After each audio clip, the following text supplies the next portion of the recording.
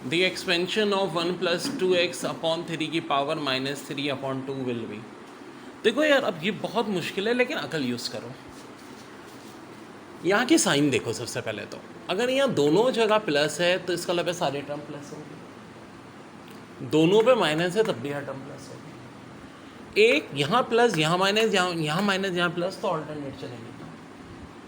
यहाँ ये सिचुएशन है प्लस माइनस, तो एक प्लस तो सेकेंड टर्म माइनस होनी चाहिए। अगर आप चारों ऑप्शंस देखो, इसमें नन ऑफ दिस का ऑप्शन था भी नहीं यार, तूने गलत। Term involving x cube in the expansion 2x minus 1/2 की पावर 7 इज। तो देखिए, ये चाहिए, इससे पावर 3 ले लें, तो ऑटोमेटिक बात है कि बाकी की पावर क्या हो जाएगी, 4 हो जाएगी। अब पावर 7 का कम्बिनेशन इसी से होता है जिसकी x की पावर होती है 3। ऐसे 3 4 दोनों एक ही आता है। यहाँ से तो 35 आ जाएगा। 7 कम्बिनेशन 3 35 होता है, बार बार बता रहा हूँ। एक्स क्यूब भी आ रहा है, ऊपर आ रहा है 2 का क्यूब, नीचे 2 की और 4, कट के 35/4। अब मैंने आपको ये बतौर फार्मूले याद करने को दिया था और कहा था जिम में ऐसे क्वेश्चन आते हैं। कैसे आते हैं? ऐसे ही आते हैं। 1 minus x plus x square x minus x cube plus dash dash dash equal to, तो चीज़ किसके इक्वल होती है भाई? इसके इक्वल होती है 1 plus x Q R minus 1 के। यहाँ देखें 1 minus 2x plus 3x square minus 4x cube plus dash dash dash, ये किसकी इक्वल होती है? इसके इक्वल होती है 1 प्लस एक्स की पावर माइनस 2 की। तो हमारे आंसर आ गया बच्चों।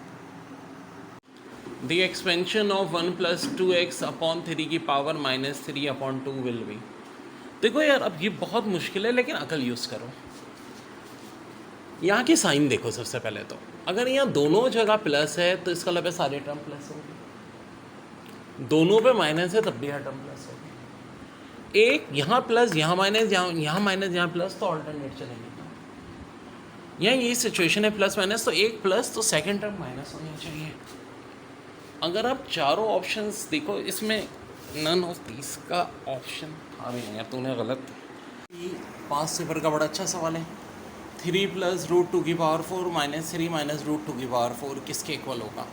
तो देखो, दो बड़े मशहूर फार्मूले, एक तो a प्लस बी की power 4, a4 plus 4a cube, b plus 6a square b square plus 4ab cube plus b4, और दूसरा है a माइनस बी की power 4, a4 minus 4a cube, b 6a square b square minus 4ab cube plus b4।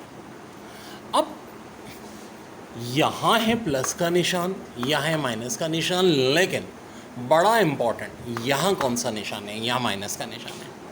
इसका मतलब है ये cancel हो जाएगा, ये पार्ट कैंसिल हो जाएगा, ये पार्ट कैंसिल हो जाएगा, और ये माइनस माइनस प्लस, ये माइनस माइनस प्लस, ये रिजल्ट आ जाएगा। यहाँ से कुछ कॉमन आ रहा है, 8ab कॉमन आ रहा है, और यहाँ से a square plus b square. Well, अब a बराबर है 3 के, b बराबर है रूट 2 के।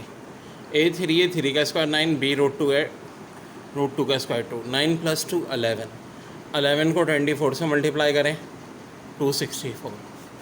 फाइनल आंसर इसका हो जाएगा 264 रूट 2। ठीक है डेयर। देखिए, 5 से ऊपर का एक और बार प्यारा सवाल है। If we put a equal to b equal to 1 in binomial formula, then which of following relation is correct? Option A, option B, option C और ऑप्शन डी। तो देखो, ए और बी को अगर इक्वल पुट करोगे और 1 के पुट करोगे तो बाइनोमियल थ्योरम क्या हो जाएगा? ओरिजिनल वाला ये हो जाएगा बच्चों, ऑप्शन डी। और ये मैंने आपको फार्मूले एक साथ करवाए भी थे।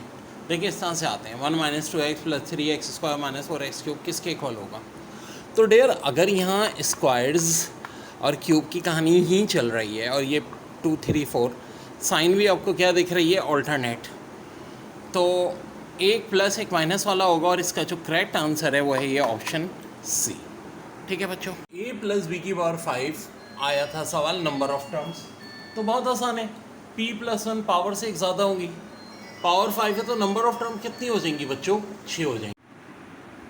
Term involving x cube in the expansion 2x minus 1/2 की पावर 7 इज। तो देखिए, ये चाहिए, इससे पावर 3 ले लें, तो ऑटोमेटिक बात है कि बाकी की पावर क्या हो जाएगी?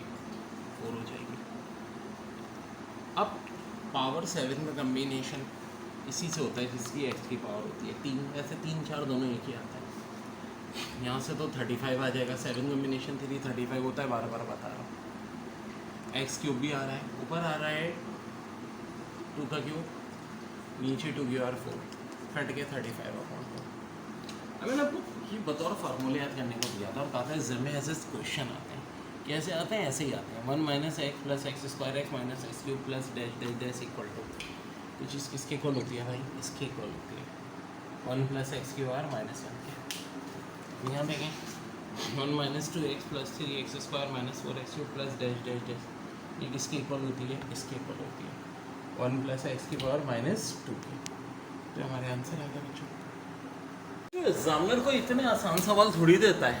अब ये सवाल दे दिया था एक दफ़ा, √3 प्लस, या देखो बाहर 8 है 5 256 और इसमें पूछ रहे नंबर ऑफ टर्म। अरे बाप रे बाप, यहाँ तो पावर 3 है, 5 के बाहर पावर 8 है और आपको आंसर भी सेकंडों में चाहिए। अगर हम बाइनोमियल थ्योरम का नॉर्मल मेथड लगाएं तो बहुत देर हो जाएगी। मैं आपको अभी से बता देता हूँ इसका आंसर 33। अब ऐसा कैसे? देखो बड़ी अच्छी मैजिकल ट्रिक बताता हूँ। स्क्वायर रूट के बाहर कुछ नहीं होता तो क्या होता है? 2 होता है भाई। स्क्वायर रूट का मतलब 2 ही होता है ना ऑटोमेटिक। तो हम क्या करेंगे बताता हूँ। ये जो पावर है ना 256 ऊपर लिख देंगे और 2 और 8 का एलसीएम लेंगे। 8 कहाँ? ये रहा, और यहाँ 2 और 8 का एलसीएम क्या आएगा? 8 आएगा। 256 को 8 से डिवाइड करो 32। लेकिन आंसर मेरी मैजिकल ट्रिक में हमेशा इससे एक बड़ी वैल्यू होगी, यानी आंसर हो जाएगा 33। एक और ऐसा ही सवाल है, 5 की पावर हाफ 7 की पावर 1/8 1024 नंबर ऑफ टर्म पूछ रहे हैं। तो देखो फिर वही बात, 2 और 8, हमें सिर्फ ये अपॉन वाली फिगर्स का एलसीएम लेना है। 2 और 8 का एलसीएम 8 ही आएगा। 1024 को 8 से डिवाइड करो कितना होता है? 128। तो आंसर 128 नहीं होगा बल्कि कितना होगा? 129।